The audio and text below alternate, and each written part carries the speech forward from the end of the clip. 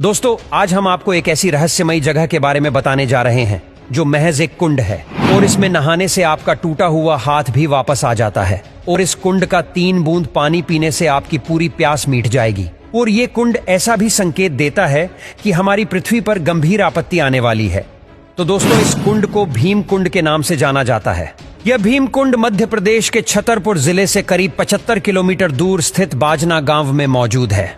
इस कुंड को देखने और इसमें नहाने के लिए बहुत से लोग दूर दूर से आते हैं। किस्सों कहानियों में बताया जाता है कि इस कुंड का संबंध महाभारत काल से भी है, जिससे इसका महत्व और बढ़ जाता है। भीम कुंड की खासियत यह है कि इसका पानी बेहद साफ और निर्मल है, जहां लाखों की संख्या में मछलियां ऊपर तैरती हुई दिखाई देती है। जब भी कोई आस्थावान व्यक्ति इस कुंड में स्नान करने के लिए आता है तो न तो मछलियां पानी के अंदर जाती है और न ही उन्हें किसी प्रकार का डर होता है, क्योंकि उस व्यक्ति से इतनी सकारात्मक ऊर्जा निकलती है। भीम कुंड की गहराई नापने के लिए कई वैज्ञानिकों ने दिन रात एक कर दिए, लेकिन आज तक कोई भी वैज्ञानिक और संस्था यह पता नहीं कर पाई कि आखिर भीम कुंड की गहराई कितनी है और आखिर कैसे एक छोटे से कुंड के अंदर समुंदर जैसी स्थितियां पैदा होती है। आखिर इस कुंड का महाभारत में क्या महत्व था, चलिए इस बारे में आपको थोड़ा बताते हैं। दरअसल ऐसा माना जाता है कि पांडव जब अज्ञातवास में रह रहे थे तब उन्होंने अपना कुछ समय भीम कुंड के आसपास गुजारा था। कहते हैं कि कई दिनों तक घूमते घूमते द्रौपदी को जब प्यास लगी तो पांडवों ने इधर उधर पानी की तलाश की, लेकिन आखिरकार जब उन्हें कहीं पर भी पानी नहीं मिला तो भीम ने अपनी गदा से एक चट्टान में जोरदार प्रहार किया और उसके नीचे से एक बड़ा सा जलाशय निकला।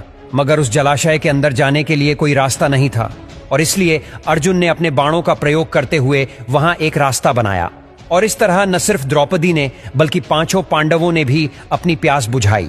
और यह कुंड भीम द्वारा बनाया गया था, इसलिए इसे भीम कुंड कहा जाता है। भीम कुंड 40 से 80 मीटर चौड़ा है और यह कुंड देखने में बिल्कुल एक गदा के जैसा दिखाई देता है। भीम कुंड के चारों तरफ आज भी कुछ निर्माण कार्य दिखाई देते हैं, जो इस बात का प्रतीक है कि पांडवों ने भीम कुंड के अंदर लगभग 1 वर्ष तक का समय बिताया था और शायद कुछ समय के लिए यहां तपस्या भी की थी। ऐसा कहा जाता है कि जब भी किसी तरह की कोई प्राकृतिक आपदा जैसे बाढ़, भूकंप, सुनामी आने वाली होती है तो इस कुंड के जल का स्तर अपने आप बढ़ने लगता है और यहाँ के लोग इस संकेत को देखकर समझ जाते हैं कि जल्द ही कहीं ना कहीं प्रकृति का प्रकोप बरसने वाला है। साल 2004 में सुनामी आने से पहले भी इस कुंड में अचानक कुछ हलचल पैदा होनी शुरू हो गई थी, जब इस कुंड से पानी की लहरें 15 से 20 फीट ऊंचाई तक अचानक उछलने लगीं। इसी घटना के बाद से भीम कुंड के दर्शन करने वाले लोगों की संख्या काफी बढ़ने लगी। कुछ दिनों बाद देश विदेश की मीडिया और दुनिया भर के वैज्ञानिक भी यहाँ पहुंच गए, जिसके बाद भीम कुंड पर शोध शुरू किए गए कि आखिर कैसे इस कुंड में समुद्र की तरह हलचल हो रही है। हैरानी की बात तो यह है कि वैज्ञानिक कई दिनों तक इस कुंड की गहराई को नापने की कोशिश करते रहे और कई गोताखोरों ने कुंड के अंदर झांक कर देखा। लगभग 22 फीट पानी के अंदर जाने के बाद वो लोग आगे नहीं जा पाए, जैसे कोई ताकत उन्हें आगे जाने से रोक रही हो। वैज्ञानिकों का कहना था कि इसकी गहराई नापना संभव नहीं है। इसके अलावा यहाँ गहराई में कई क्विंटल वजन की मछलियां मौजूद है और अंदर पानी का बहाव भी बहुत तेज है और साथ ही नीलम पत्थर के जैसी एक बड़ी चट्टान भी है। वैज्ञानिकों ने अपनी रिसर्च में आगे बताया कि जो मछलियां इस कुंड के अंदर मौजूद है, ठीक वैसे ही मछलियां समुंदर की गहराई में पाई जाती है। तो कहीं न कहीं इस कुंड का संबंध समुंदर से मिलता जुलता है।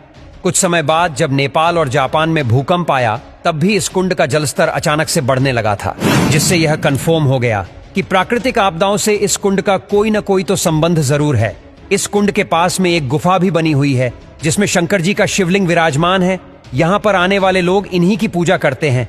ऐसी भी मान्यता है कि इस कुंड में स्नान करने से सभी प्रकार के रोग दूर हो जाते हैं। इसलिए लोग इस कुंड का जल बोतल में भरकर ले जाते हैं, क्योंकि ऐसा भी कहा जाता है कि इस कुंड का पानी गंगा जल के समान पवित्र है। ऐसा कई सालों में देखा गया है कि गंगा के जल की तरह ही भीम कुंड के जल में भी कभी कीड़े नहीं पड़ते। ये एक अनंत स्रोत की तरह है, जिसका पानी कितना भी उपयोग में ले लिया जाए, लेकिन इसका स्तर कम नहीं होता। एक बार तो राज्य सरकार ने इस कुंड को खाली करने के लिए यहाँ वाटर पंप लगवाकर कई दिनों तक इसका पानी बाहर निकलवाया था, लेकिन इसके बावजूद भी भीम कुंड के जल स्तर पर कोई प्रभाव नहीं पड़ा। वो जितना पहले था, हजारों लीटर पानी निकालने के बाद भी उतना ही रहा। इसलिए लोग इसका प्रयोग पीने के लिए करते हैं। इस कुंड के अद्भुत जल के विषय में एक और चीज कही जाती है कि चाहे पीने वाले व्यक्ति को कितनी भी प्यास लगी हो, अगर इस कुंड का मात्र 3 बूंद जल भी उसने ग्रहण कर लिया तो इंसान की पूरी प्यास बुझ सकती है। इस कुंड से जुड़ी हुई एक और हैरान करने वाली बात यह है कि इसमें डूबने वाले व्यक्ति का मृत शरीर कभी नहीं मिल पाता। आमतौर पर जब भी कोई व्यक्ति पानी में डूब जाता है तो कुछ वक्त के बाद उसका शरीर फूलकर पानी की सतह पर तैरने लगता है, लेकिन इस कुंड में आज तक जो भी डूबा है उसका शरीर कभी भी बाहर नहीं आया है।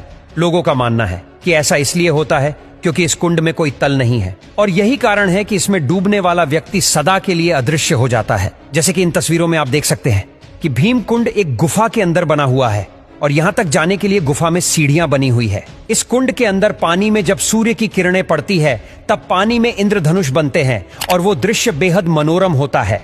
वैज्ञानिकों ने जब इस कुंड की गहराई नापने का प्रयास किया तो उन्हें कुंड के भीतर 2 बड़े कुएं जैसे मिले, जिन्हें देखकर ऐसा लग रहा था जैसे कुंड के भीतर एक और बड़ा सा कुंड है।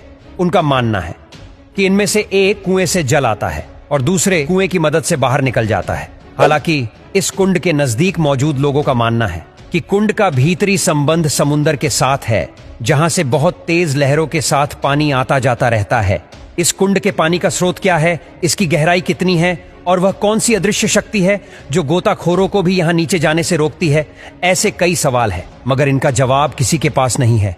बस इतना ही नहीं, बल्कि इसी की तरह भारत में और भी काफी सारे कुंड हैं जो इससे भी कई गुना रहस्यमयी है।